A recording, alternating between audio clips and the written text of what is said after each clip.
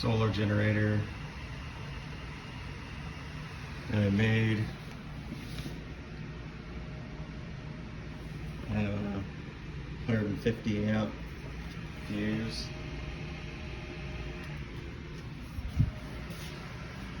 $3,000 watt. This is the big battery that Harbor Freight sells. It's a 35 amp hours. And I have the refrigerator plugged in. It's a smaller but full size. So it's all running. And right now it's 8:24.